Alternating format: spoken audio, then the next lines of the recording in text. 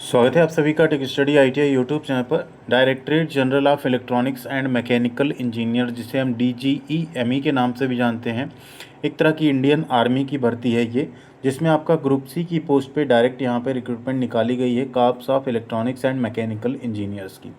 इसमें high school पास और ITI pass out छात्रों को कई पोस्ट ऐसी हैं जिन पे आपको मौका मिला है और फ्रेशर कैंडिडेट यहाँ पे फॉर्म भर सकते हैं।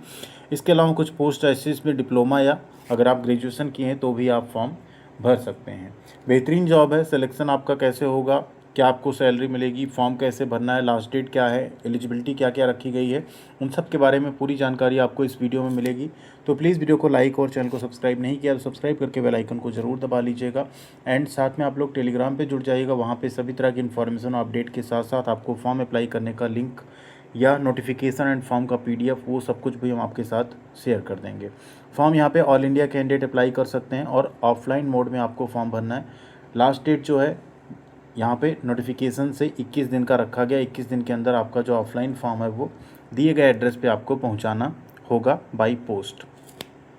तो वैकेंसी यहाँ पे क्या क्या है, सबसे पहले अगर आप देखेंगे तो यहाँ पे commandant 505 army base workshop Delhi cantt में अगर आप देखें तो लोअर डिवीजन क्लर्क की 2 पोस्ट है, फायरमैन की 1, vehicle mechanic arm fighting vehicle highly skilled की 4 सीट है, फिटर की यहाँ पे 3 सीट है, फिटर स्किल्ड की, वेल्डर स्किल्ड की 2 है, ट्रेड्समैन मेट की 8 सीट है, वाशरमैन की 2, कुक की यहाँ पे 1 सीट है। लेकिन यहाँ पे एक्चुअल में कमांड आपका बदल गया, ट्रेड्समैन मेट तक वहाँ वैकेंसी थी। इसके बाद की जो भर्ती है वो आपकी कमांडेंट ऑफिसर न्यू दिल्ली की है, जिसमें वाशरमैन और कुक की वैकेंसी 2 और 1 सीट है। फिर आप देखेंगे 506 army base workshop Jabalpur Madhya Pradesh की वैकेंसी अगर आप टोटल देखें तो लोअर डिवीजन क्लर्क की 3, electrician power highly skilled 2, telecom mechanic 7, upholster skilled 1 और फायरमैन की 3 वैकेंसी यहाँ पे। अगली जो आपकी यूनिट है commandant 507 army base workshop EME Karnataka की है, ठीक नहीं, कांकी नेरा यहाँ पे है, वेस्ट बंगाल वहाँ की है। नेक्स्ट अगर आप देखेंगे तो अगली vacancy commandant 508 army base workshop Prayagraj की यहाँ पे है, चौकी प्रयागराज की, जिसमें लोअर डिवीजन क्लर्क की 2 सीट है, स्टोर कीपर की 3, इलेक्ट्रीशियन की 2, अपहोल्स्टर की 2, मैकेनिक मशीनिस्ट स्किल्ड की 4, वेल्डर स्किल्ड की 1, टिन एंड कॉपर स्मिथ की 1 और ट्रेड्समैन मेट की 17। अच्छी वैकेंसी यहाँ पे ट्रेड्समैन मेट की जारी की गई है। अगली आप देखें 509 आर्मी बेस वर्कशॉप आगरा की है, जिसमें अगर आप टोटल वैकेंसी देखेंगे तो यहाँ भी लोअर डिवीजन क्लर्क की 7 सीट है, स्टोर कीपर की 4, इंजीनियरिंग इक्विपमेंट मैकेनिक की 1, electrician power highly skilled 1, electrician highly skilled grade 2 1, telecom mechanic की 1 और टेलीकॉम मैकेनिक की। फिर आप देखेंगे अगली वर्कशॉप है आपकी आगरा उत्तर प्रदेश की, वहाँ पे टेलीकॉम मैकेनिक हाईली स्किल्ड की सिर्फ 1 वैकेंसी है। इसी तरीके से आप यहाँ पे अलग अलग देख सकते हैं, जो आर्मी बेस वर्कशॉप है वहाँ पे अलग अलग आप भर्ती यहाँ पे देख सकते हैं। इसके अलावा अब बात कर लेते हैं सबसे इम्पॉर्टेंट कि यहाँ पे एलिजिबिलिटी क्या रखी गई, यानी एजुकेशनल क्वालिफ़िकेशन आपको क्या चाहिए होगा। अब इसमें एक चीज़ यहाँ पे पहले क्लियर कर दी गई, जो भी quality control engineer detachment based workshop group quality COD Agra Uttar Pradesh है, उसका examination centre 509 army base workshop Agra बनेगा। बाकी जितनी station workshop EME Delhi cantt है उसका 505 आर्मी वर्कशॉप दिल्ली कैंट बनेगा, ठीक है। एग्जामिनेशन सेंटर यहाँ पे बता दिया गया है। बाकी जो बैलेंस यूनिट्स हैं, ठीक है, उनका यहाँ पे एग्जामिनेशन सेंटर आगे दिया हुआ है। जो यहाँ पे आपका ये सेंटर है वहीं पे आपका एग्ज़ाम कंडक्ट कराया जाएगा। ऊपर अगर आप देखें तो यहाँ पे लिखा है ना कि ये आपका इस्टेब्लिशमेंट का एड्रेस है, वहीं पे आपका एग्ज़ाम भी कंडक्ट कराया जाएगा।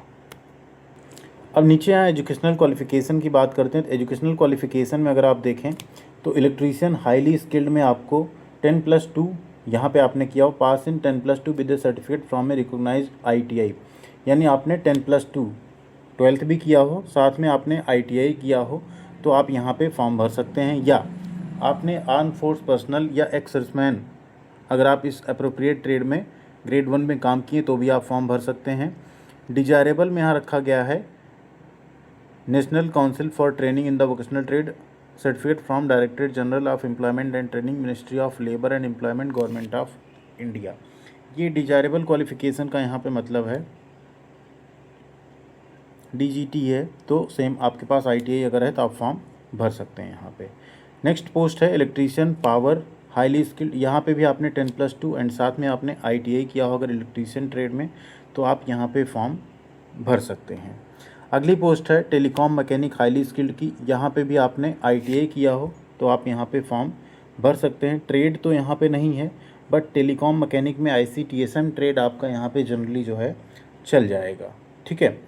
अगला वैकेंसी यहाँ पे है engineering equipment mechanic highly skilled, यहाँ पे भी अगर आप देखें तो आपने मोटर मैकेनिक ट्रेड में अगर आपने यहाँ पे ITI की है तो आप फॉर्म भर सकते हैं, या तो आपने BSc physics chemistry and mathematics में की हो तब आप यहाँ पे फॉर्म भर पाएंगे।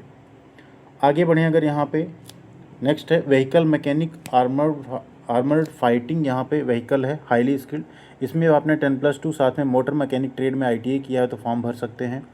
टेलीफोन ऑपरेटर की है तो इसमें आपने यहाँ पे 10th किया हो या इंग्लिश सब्जेक्ट आपका ज़रूर उसमें रहे, साथ में आपके पास PBX बोर्ड हैंडल करने का प्रोफिशिएंसी मतलब क्षमता होनी चाहिए।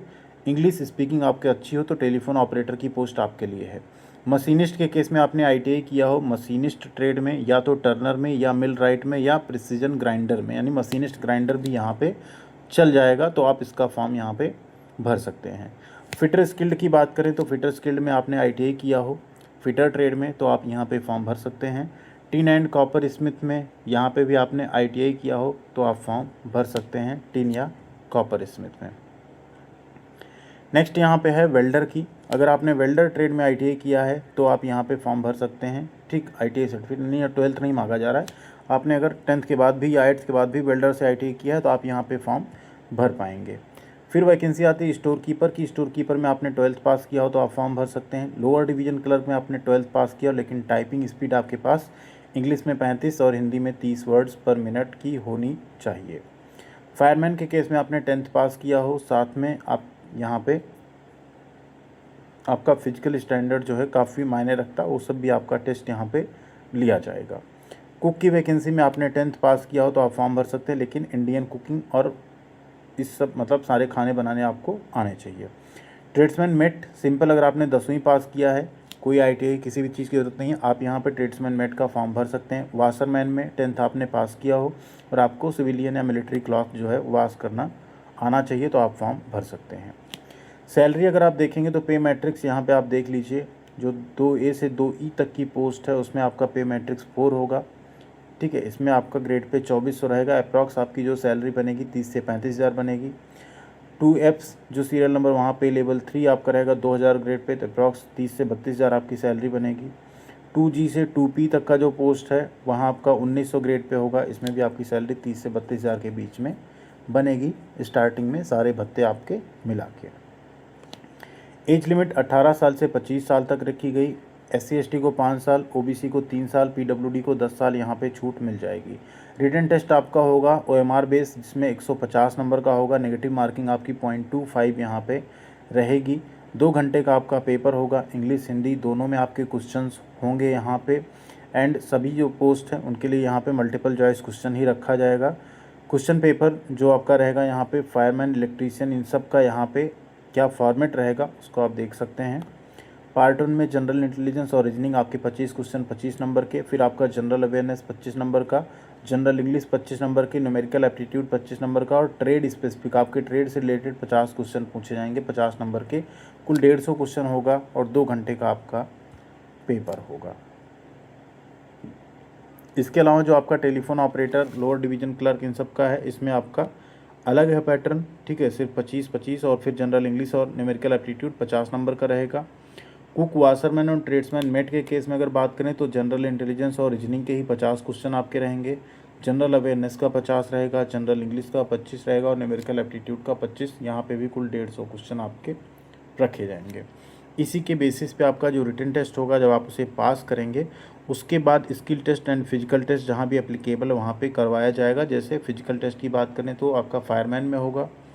स्किल टेस्ट आपका जो कुक का, वाशरमैन का, इन सब का पोस्ट है उस पर आपका स्किल टेस्ट भी कंडक्ट कराया जाएगा। बाकी भी उन चीज़ों पे कंडक्ट करवा सकते हैं जिन ट्रेड में आपका सिलेक्शन हो रहा है।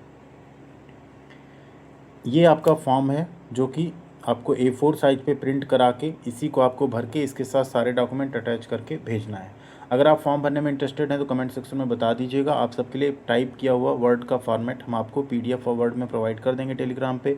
आप लोग जुड़े रहेंगे तो वहाँ पे आप डायरेक्ट इसको डाउनलोड कर पाएंगे।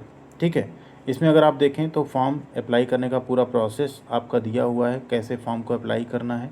ठीक है, वो सब कुछ आप यहाँ पे एक बार ज़रूर डिटेल में पढ़ लीजिएगा।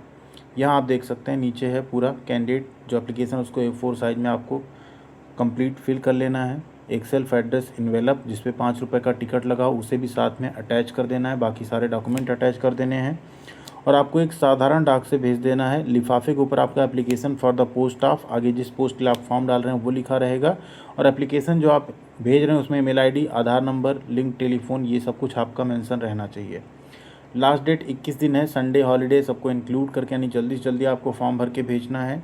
28 दिन का मौका उन्हें मिलेगा जो असम, मेघालय, अरुणाचल प्रदेश, मिजोरम, मणिपुर, नागालैंड, त्रिपुरा, सिक्किम, लद्दाख डिवीज़न या जम्मू कश्मीर से आते हैं। ठीक है, उनको यहाँ पे 28 दिन का टाइम मिल जाएगा। बाकी यहाँ पे सिर्फ एक ट्रेड और एक लोकेशन पे ही आप फॉर्म भर सकते हैं, ये आपको ध्यान रखना है। जैसे एक आर्मी बेस को ही आप चूज़ करेंगे, सपोज़ करिए आपने आगरा चूज़ किया, आगरा में कोई एक ट्रेड आप चूज़ करेंगे, वही आप फॉर्म भर सकते हैं। यानी एक आर्मी बेस और एक ट्रेड के लिए आप फॉर्म भर सकते हैं, मल्टीपल आर्मी बेस के लिए एक साथ आप फॉर्म यहाँ पे नहीं भर पाएंगे। ठीक है, ये सारी चीज़ें यहाँ पे दी गई, इनको आपको ध्यान से एक बार देख लेना है। बाकी अगर फॉर्म भरने में आपको कोई प्रॉब्लम आ रही तो बता दीजिएगा कमेंट में, हम फॉर्म आपको टाइप किया हुआ भेज देंगे एंड साथ में फॉर्म भरने का स्टेप बाय स्टेप प्रोसेस भी आप सबको बता देंगे। थैंक यू वेरी मच, ख्याल रखिएगा अपना। मिलते हैं अगली अपडेट के साथ अगले वीडियो में।